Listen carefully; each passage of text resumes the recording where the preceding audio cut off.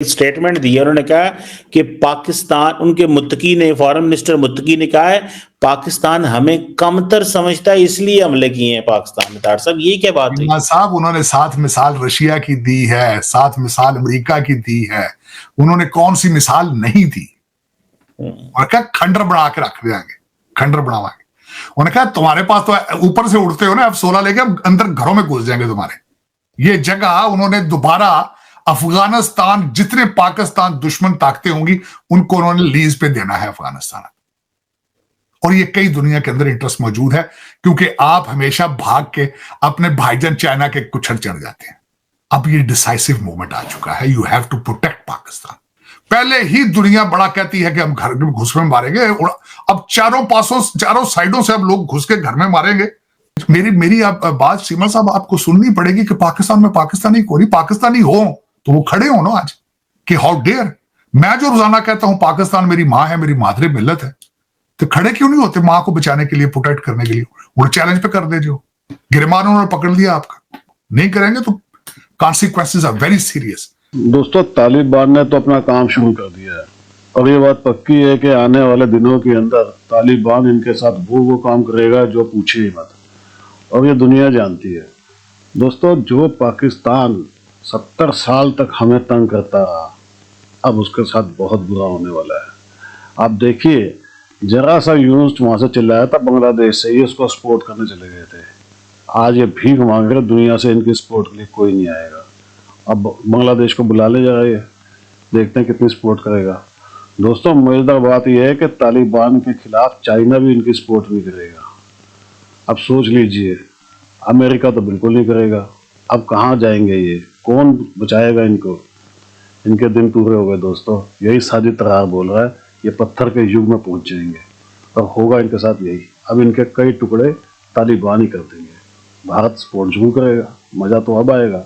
Comments कीजिएगा, video को like और चैनल को सब्सक्राइब कीजिएगा। Thank you. तार साहब, एक बड़ी इंपॉर्टेंट डेवलपमेंट ये हुई है कि अफगानिस्तान ने पाकिस्तान के अंदर हमला कर दिया है और उन्होंने जो अफगान तालिबान की जो चेक पोस्ट थी वो उन्होंने टीटीपी को दे दी कि वहां से बैठ के फायरिंग करो।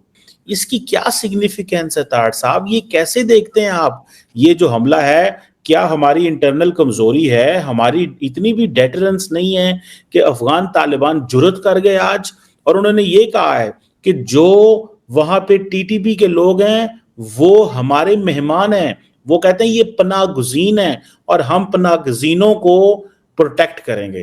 क्या कहेंगे? सबसे पहले तो ये ऑर्डिनरी हमला नहीं है, ये हैवी मशीनरी के साथ हमला किया गया। हैवी इसमें इक्विपमेंट इस्तेमाल किए हैं जो सिर्फ स्टेटों के पास होते हैं, इंडिविजुअल्स के पास नहीं होते। ये पूरा full fledge state of Afghanistan ने स्टेट ऑफ पाकिस्तान के ऊपर अटैक किया है। एक तो ये ऑर्डिनरी चीज नहीं है। दूसरा इसके अंदर पॉइंट ये है कि उन्होंने आपको कैलकुलेट कर लिया है कि आपकी स्टेट कितनी कमजोर है, स्टेट ऑफ पाकिस्तान कितनी कमजोर है। अगर आपने इस पे रिटेलिएट भरपूर तरीके से ना किया, ये हमले बढ़ते जाएंगे। अगर आप घर के अंदर कमजोर है तो बाहर किस तरह आप जंग लड़ेंगे? बाहर किस तरह रिटेलिएट करेंगे जब अंदर से आपको कहा जा रहा है इनके साथ मुज़ाकरात किए जाए? आप पाकिस्तान के साथ मुखलिस आप खुद ही नहीं है चीमा साहब, आप खुद ही नहीं चाहते पाकिस्तान जो है वो किसी चीज पे। मेरा बात कोई मुझे बताए ना कि फलां चीज हम कर रहे हैं जिससे पाकिस्तान में बेहतरी होगी। इकॉनमी आपके हाथ में नहीं है, पॉलिटिक्स आपके हाथ में, सेफ्टी आपके हाथ में, और ये चीजें बढ़ेंगी। आप मैं निशानी बता चीमा साहब, अगर आप इस पे रिटेलिएट ना किया, people are watching it. People नहीं, दुनिया वाच कर रही है। जितनी पाकिस्तान दुश्मन ताकतें सारी इकट्ठी हो जाएंगी फिर दोबारा तालिबान के साथ। तालिबान उनको होस्ट करेंगे, वहां उनसे पैसे बनाएंगे। ये जगह उन्होंने दोबारा अफगानिस्तान, जितने पाकिस्तान दुश्मन ताकतें होंगी उनको उन्होंने लीज पे देना है अफगानिस्तान। और ये कई दुनिया के अंदर इंटरेस्ट मौजूद है, क्योंकि आप हमेशा भाग के अपने भाईजान चाइना के कुछड़ चढ़ जाते हैं। अब ये डिसाइसिव मोमेंट आ चुका है, you have to protect Pakistan. आप चूरियां खाने वाले यार दोस्त ना बने रहे हर वक्त। अब टाइम आ, जिन्होंने, मैं हैरान हूं, कल उन्होंने जो कहा है कि हम आप पे हमला करें, रात को उन्होंने हमला कर दिया। चीमा साहब, इतने कैलकुलेट, इतनी होशियारियां, इतनी पूर्तियां, बात बढ़ती जाएगी इसके ऊपर। आपने घंटों मिनटों के हिसाब से रिएक्ट ना किया, बात बढ़ती जाएगी, बात बढ़ती जाएगी। पहले ही दुनिया बड़ा कहती है कि हम घर में घुस में मारेंगे, अब चारों साइडों से अब लोग घुस के घर में मारेंगे, तो फिर आप फिर पता नहीं फिर आप क्या किस तरह आप चाहते हैं शायद ये कि सारी मर्ज बढ़ता जाए, फिर ये पता नहीं, मुझे तो कुछ समझ नहीं आ रही आपकी स्ट्रेटेजी, मुझे कुछ समझ नहीं आ रही है कि आज ये भी दिन देखना था कि मैं उनको, इनके बारे में लोग कहते हैं ये पत्थर के जमाने के लोग हैं। अब वो देखें पत्थर के जमाने के लोग जिनका कारोबार ही चरस अफीम और हेरोइन है। आज मेरा मकसद, वो भी अब आपको चैलेंज करेंगे। अब बैतुल्लामा फिक्री है, बहुत बड़ा आज फिक्री है। तारड़ साहब आप क्या देखेंगे, ये आज हम क्या कह सकते हैं, जरा इस पे जरा कैलकुलेट किए, आज हमारा बड़ा दुश्मन अफगानिस्तान है या कि यहाँ पे जो सोचा जाता था कि नहीं जी भारत ही हमारा दुश्मन है? आज की जो बातें की जा रही हैं, इंडिया और पाकिस्तान में तो इस वक्त सीज फायर है, हर चीज को रमन है, कोई प्रॉब्लम नहीं है। मतलब उसमें उसकी वजह ये है ना, देखिए दो चीजें होती है मेरी जिंदगी में, मैंने जो देखा है, जहां इकॉनमी ठीक होती है, जहां लोगों को अपना मुस्तकबिल नजर आता है, वो झगड़ों में इन्वॉल्व नहीं होते। उसकी सबसे बड़ी मिसाल आपके पास चाइना की है। चाइना 50 साल सर नीचे करके अपनी इकॉनमी ठीक करता रहा, किसी कॉन्फ्लिक्ट के अंदर इन्वॉल्व नहीं हुआ। तो भारत की इस वक्त इकॉनमी 5वें नंबर पर, तीसरे पे जाने की कोशिश कर रहे हैं, वो आपके साथ क्यों सिंह फसाएंगे? स्वाद तेरा ना होना ना नाले पठान ने, वो कहते ना साढ़े को कुछ है तो ना को हमें अफसोस है। वो कहते ना हमारी इकॉनमी होगी तो खराब होगी ना, हमारी इज्जत होगी तो बेइज्जती होगी ना। वो तो फिर खुश है, बल्कि वो आपके गले पड़ेंगे। आपको आपके पास जो थोड़ी बहुत इकॉनमी आपकी ठीक हुई है, इधर IMF के जिस तरह करके भी, ये भी खत्म कर देंगे, उड़ा के रख देंगे। मेरी आप बात सीमा साहब आपको सुननी पड़ेगी कि पाकिस्तान में पाकिस्तानी को नहीं, पाकिस्तानी हो तो वो खड़े हो ना आज कि हाउ डेयर। मैं जो रोजाना कहता हूं पाकिस्तान मेरी माँ है, मेरी मादरी मिल्लत है, तो खड़े क्यों नहीं होते माँ को बचाने के लिए, प्रोटेक्ट करने के लिए? वो चैलेंज पे कर दे, जो गिरमान उन्होंने पकड़ लिया, आपका नहीं करेंगे तो कॉन्सिक्वेंसेस आर वेरी सीरियस। आपको चीमा साहब इसमें मैं बता रहा हूं, ये पूरी अमाजगाह बनेगी। पाकिस्तान दुश्मन जितने लोग हैं सारे दोबारा तालिबान उनको, Taliban will bring them here for you to make money out of them. कारोबार, एक नया कारोबार शुरू करें। अफगानियों के साथ आप पहले किस तरह चलते थे? आप जब भी उनको डायलॉग करने जाते थे, या पैसा लेके जाते हैं या हथियार लेके जाते हैं उनके लिए, वरना तो आपसे बात ही नहीं करते। उनके लिए कुछ हथियार या पैसा को दूसरी पावर लेकर आ जाएगी तो फिर उनके साथ वो काम करेंगे, फिर आप क्या करेंगे? वो तो मनी हंग्री पीपल है।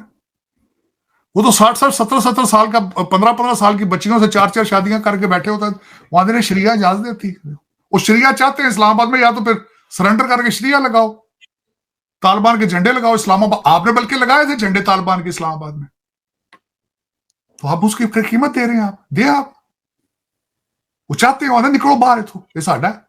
तारड़ साहब उन्होंने एक स्टेटमेंट दिया, उन्होंने कहा कि पाकिस्तान, उनके मुत्तकी ने, फॉरेन मिनिस्टर मुत्तकी ने कहा है पाकिस्तान हमें कमतर समझता है इसलिए हमले किए हैं पाकिस्तान में। तारड़ साहब ये क्या बात है साहब? उन्होंने साथ मिसाल रशिया की दी है, साथ मिसाल अमेरिका की दी है, उन्होंने कौन सी मिसाल नहीं दी? और क्या खंडर बना के रख देंगे, खंडर बनावाएंगे।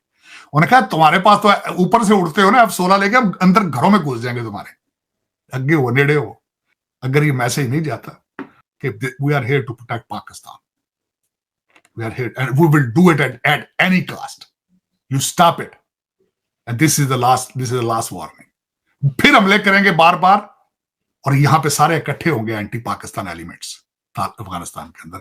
Be ready for that. और अंदर से ये सपोर्ट देंगे और बाहर से वो हमले करेंगे, और उसके बाद ये रूटीन बनेगी।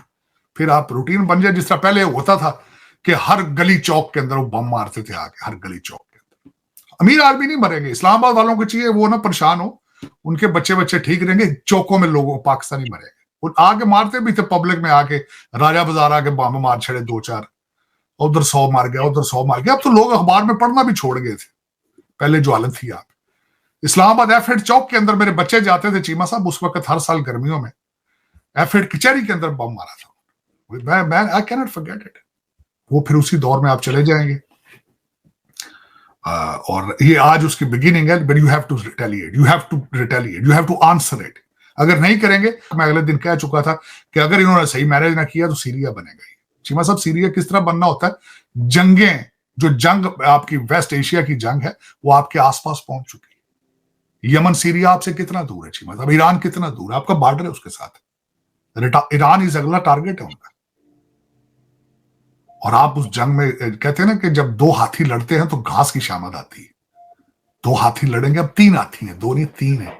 चाइना भी है इसमें, रशिया भी है, और जो तीसरा अमेरिका है इस वक्त। 3 हाथी लड़ेंगे तो घास की क्या हालत होगी, वो आपकी हो जाएगी अगर आपने ये छोटी बकरी को ना आपने हैंडल किया। हाथी तो अभी नहीं लड़े ना, लेकिन यही बकरी उनका टूल बन जाएगी जी। ईरान कहता है कि 2025 जो है वो न्यूक्लियर के इशू के ऊपर इंपॉर्टेंट होगा। पाकिस्तान के अंदर भी न्यूक्लियर इशू की बात हो रही है, ईरान भी कह रहा है। सो इट मींस कि ट्रंप एडमिनिस्ट्रेशन के हवाले से ही बात कर रहे हैं। क्या कहेंगे सर इस पे? चीमा साहब, आपके उस खित्ते के अंदर 2-4 चीजें, एक तो ईरान का ये जो स्टेटमेंट है ये आनी, दूसरा हौथियों के हमले सक्सेसफुल होने जेरूसलम के ऊपर, यहां से जो खतरनाक आवाज गई है, जो पिछले दिनों चैटर चला है यहाँ पे, अब मैं क्या उनका नाम लूं, जो उन्होंने कहा है कि Marco Rubio is ready to talk about the Pakistan missile system. बहुत बड़ा खतरनाक सिग्नल है। और देखिए, हालांकि इसको बड़ा मजाक था जो सर कहा था कि अमेरिका को अटैक कर सकते, उसकी तो रेंज ही सारे 2700 किलोमीटर। वो तो सिर्फ हार्डली इंडिया को कवर करता है जो मिसाइल आपने बनाया।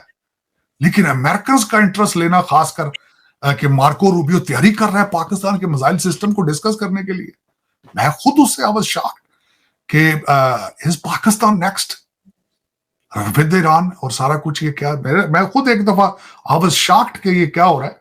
लेकिन चीमा साहब देखें अब इसमें क्या चीजें कोई अच्छी हवाएं, और खासकर ये तालिबान का जो एक इशू खड़ा हुआ है, it's gonna bleed you man, it is gonna make you weaker. और बल्कि सबसे बड़ी बात ये होती है कि जब स्टेटें कमजोर होती हैं, जंगल के अंदर एक जानवर जब होता है कमजोर, तो उसको हर तरफ से अटैक किया जाता है, हर दूसरा जानवर प्रेडेटर उस पर अटैक करता है।